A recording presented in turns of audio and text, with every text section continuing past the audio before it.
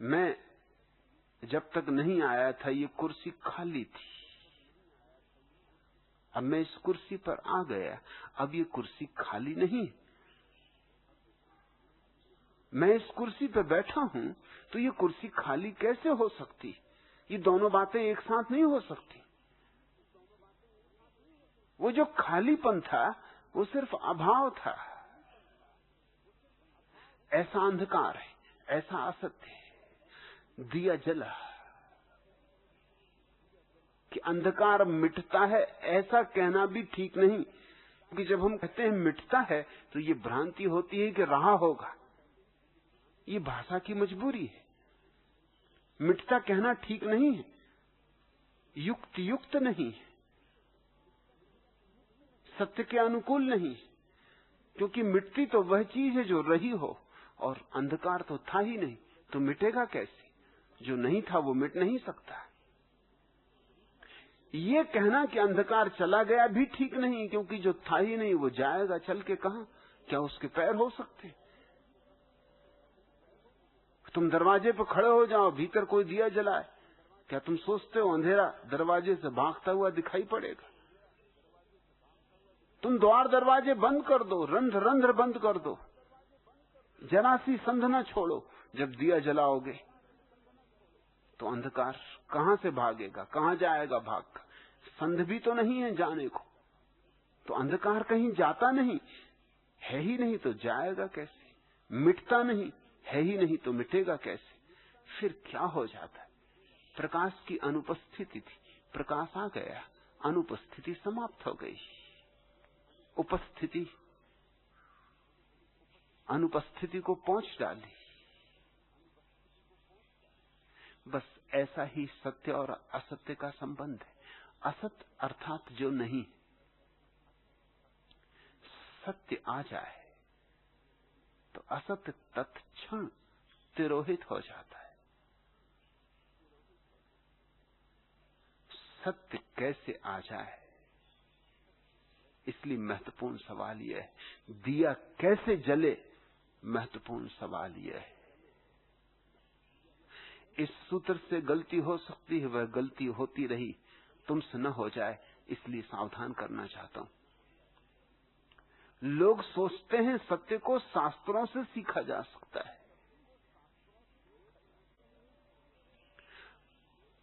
ये यूं हुआ जैसे कि कोई दिए की तस्वीर बना ले और अंधेरे में ले जाए और दिए की तस्वीर रख दे।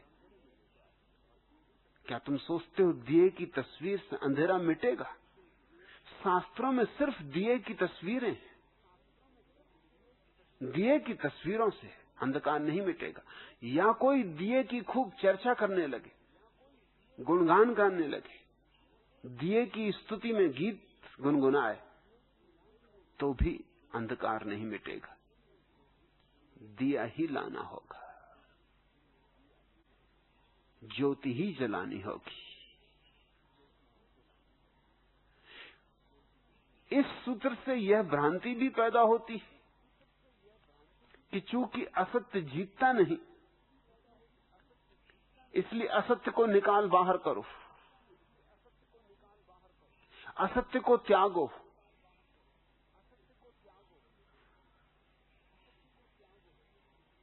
ये वैसा ही हुआ जैसे कोई अंधकार को त्यागने की बात करे। कैसे त्यागोगे अंधकार को? धक्के दे के निकालोगे अंधकार को?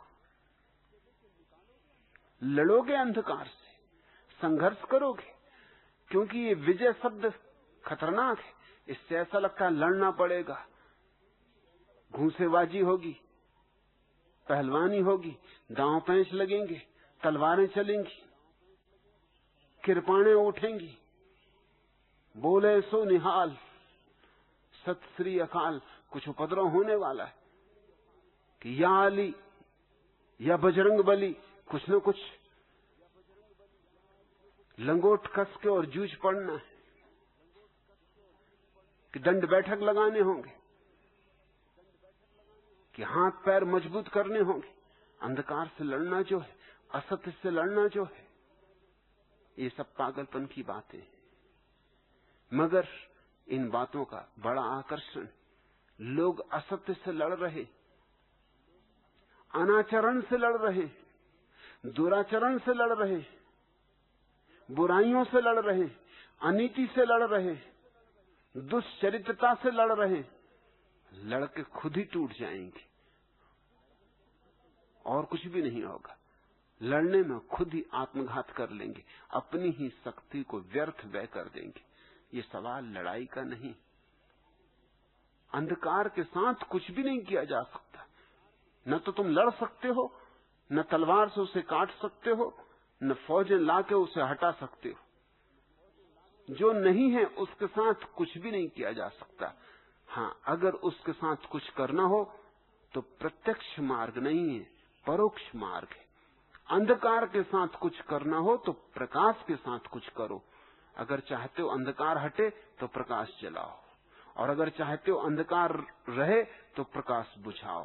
करना होगा प्रकाश के साथ, क्योंकि जो है उसी के साथ कुछ किया जा सकता है। इसलिए मेरा जोर आचरण पर नहीं, मेरा जोर ध्यान पर है। ध्यान है प्रक्रिया स्वयं के भीतर प्रकाश को जला लेने की। ध्यान है प्रक्रिया स्वयं के भीतर सत्य को आमंत्रित कर लेने की। सत्य में उत्सुक हो गए तो शास्त्रों में उलझ जाओगे। ध्यान में उत्सुक होना, नहीं तो तस्वीरों में पड़े रह जाओगे, और तस्वीरें काम नहीं आती। दिए की चर्चा से कुछ नहीं होता। दिया चाहिए। सत्यम एव जयते नानृतम। निश्चय ही सत्य जीतता है, असत्य नहीं। मगर सत्य लाओगे कहां से? ध्यान के अतिरिक्त न कभी सत्य आया है, न आ सकता है। शास्त्र से नहीं आता, सिद्धांतों से नहीं आता, सिर्फ अपने भीतर परम मौन, पूर्ण शून्यता में उतरता है। निर्विचार अवस्था में सत्य का बोध होता है। लेकिन लोग अजीब हैं, लोग सत्य के संबंध में विचार करने में लगे हैं कि सत्य क्या है। यूं वो दर्शन शास्त्र में भटक जाते। इसी जगह से दर्शन और धर्म का रास्ता अलग होता है। दर्शन शास्त्र सोचने लगता है सत्य क्या है, सत्य को कैसे पाएं, सत्य की रूपरेखा क्या है, व्याख्या क्या है, परिभाषा क्या है, सत्य है या नहीं। और धर्म ध्यान की यात्रा पर निकल जाता है, निर्विचार की यात्रा पर। और दर्शन शास्त्र कहीं भी नहीं पहुंचा, किसी निष्पत्ति पर नहीं। दर्शन शास्त्र से ज्यादा असफल पृथ्वी पर कोई प्रयोग नहीं हुआ है। और कितनी प्रतिभाएं डूब गई इस प्रयोग में, कितने अद्भुत लोग नष्ट हो गए।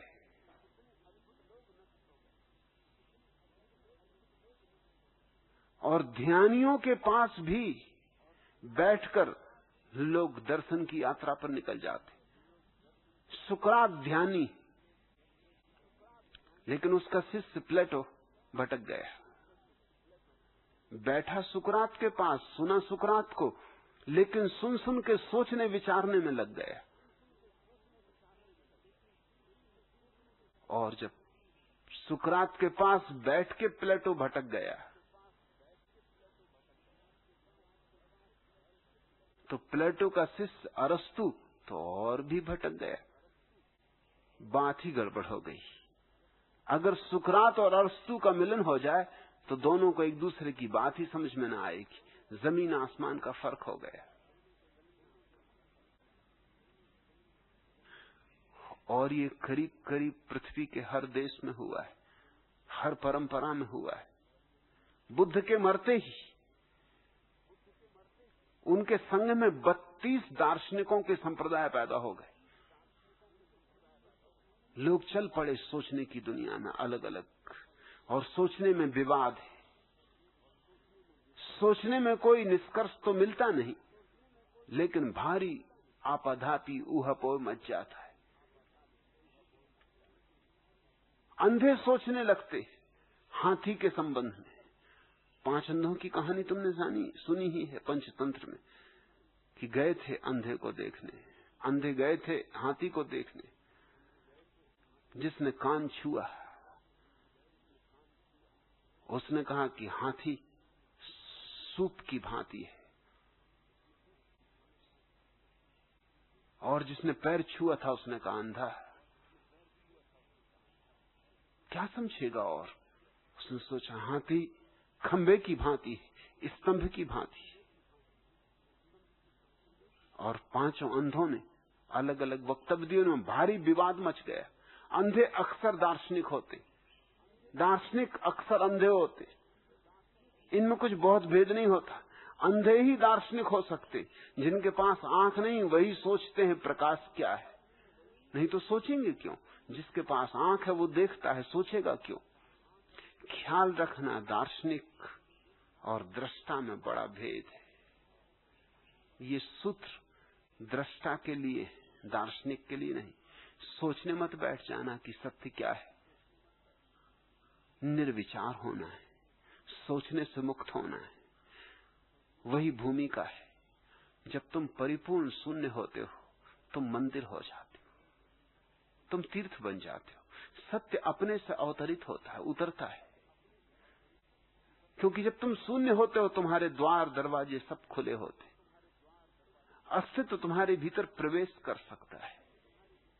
सत्यम एव जयते नानिर्तम, सत्य जीतता है, असत्य नहीं। सत्येन पंथा विवतो देवयाना, और ये सत्य का जो पंथ है यही है देवयान, यही है दिव्य मार्ग। विचार का नहीं, शास्त्र का नहीं, दिव्यता का। सत्येन पंथा विवतो देवयाना, सत्य मार्ग है, वही देवयान है।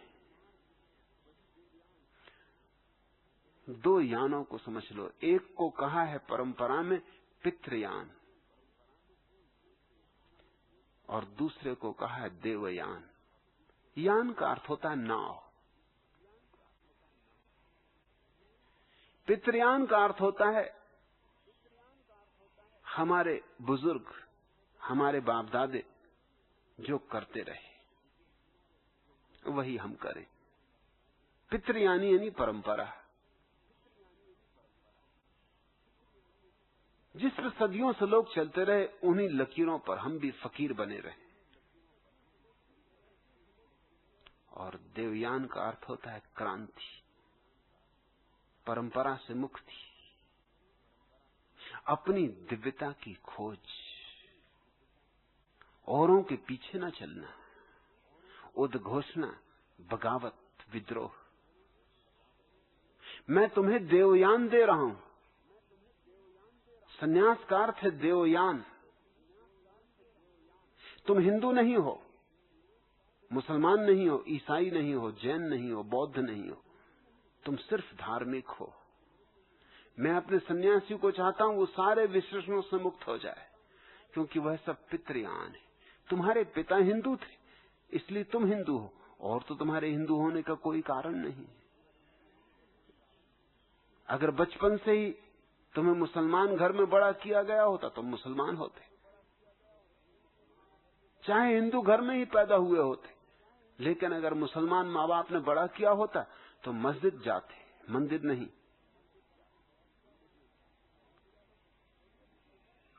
कुरान पढ़ते, गीता नहीं। जरूरत पड़ जाती तो मंदिर को आग लगाते और मस्जिद को बचाने के लिए प्राण दे देते। ये तुम नहीं हो, ये तुम्हारे भीतर से सड़ा गला अतीत बोल रहा है। जो व्यक्ति अपने को हिंदू या मुसलमान या ईसाई या जैन कहता है वो अपने व्यक्तित्व को नकार रहा है, अपनी आत्मा को इंकार कर रहा है। वो कह रहा है मेरा कोई मूल्य नहीं, कब्रों का मूल्य है, मुर्दों का मूल्य है। देवयान का अर्थ होता है अपनी दिव्यता की अनुभूति और घोषणा, परंपरा से मुक्ति, अतीत से मुक्ति और वर्तमान में जीने की कला। सत्येन पंथा दिवतो देवयान। ये जो सत्य का मार्ग है ये देवयान है, ये बगावत का रास्ता है, ये विद्रोह है, ये पितृयान नहीं। तुम ये नहीं कह सकते कि मेरे पिता मानते थे इसलिए मैं मानता हूं। नहीं, तुम्हें जानना होगा, जानना पहले। और जिसने जान लिया उसे मानने की जरूरत ही नहीं आती। और जिसने माना उसके जीवन में जानने का सौभाग्य कभी पैदा नहीं होता। जिसने माना वो तो मर ही गया। जिस दिन माना उसी दिन मर गया, क्योंकि उसी दिन खोज समाप्त हो गई, अन्वेषण बंद हो गया। मानने का अर्थ ही होता है कि अब क्या करना है, मैंने तो मान लिया। और तुम्हें यही सिखाया गया है कि मानो, विश्वास करो। और इस भांति सारी पृथ्वी पर थोथे धार्मिक लोग पैदा किए गए, विश्वासी हैं मगर धार्मिक नहीं। विश्वास थोथा ही होगा। जो तुम्हारा अपना अनुभव नहीं है वह कैसे सत्य हो सकता है? मैं कहूं वह मेरा अनुभव है, तुम उसे दोहराओ, तुम्हारे लिए असत्य हो गया। जिस दिन तुम भी जानोगे अपनी निजता में, उस दिन तुम्हारे लिए सत्य होगा। और स्वयं का सत्य ही मुक्त करता है, दूसरों के सत्य बंधन बन जाते हैं, जंजीरें बन जाते हैं। इसलिए मेरा कोई सन्यासी मेरा अनुयायी नहीं, मेरा संगी है, मेरा साथी, लेकिन मेरा अनुयायी नहीं। मैं कोई सिद्धांत दे भी नहीं रहा। तुम चाहो भी मेरा अनुगमन करना तो न कर सकोगे। मैं तुम्हें सिर्फ इशारे दे रहा हूं, इशारे अंतर यात्रा के। मैं तुम्हें कुछ सिद्धांत नहीं दे रहा कि तुम पकड़ लो और मान लो।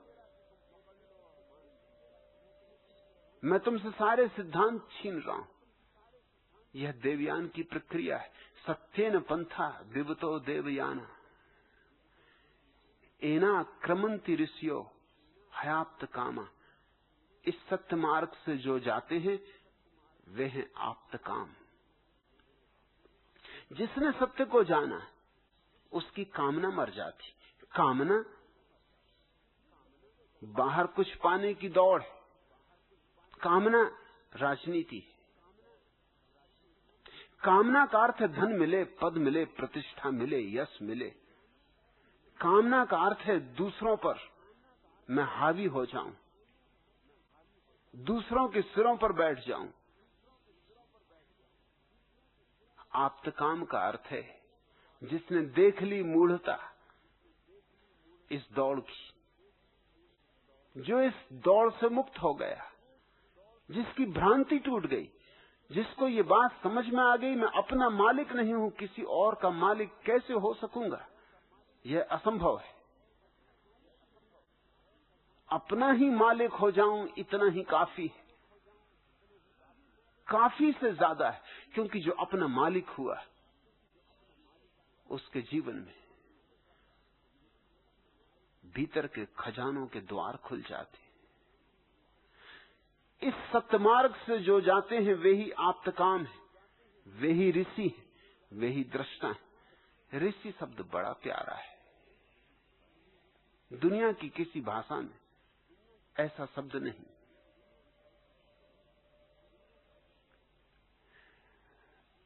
ऋषि का यूं तो अर्थ होता है कवि, लेकिन एक गुणात्मक भेद है कवि और ऋषि में। दुनिया की सभी भाषाओं में कवि के लिए शब्द है, लेकिन ऋषि के लिए नहीं। कारण है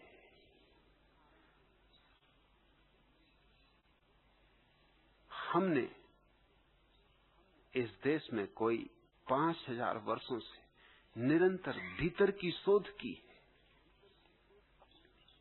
जैसे आज पश्चिम विज्ञान के शिखर पर है, ऐसे हमने धर्म के शिखर पर पहुंचने का सतत अभियान किया है। जरूर कोई सारा पश्चिम वैज्ञानिक नहीं है,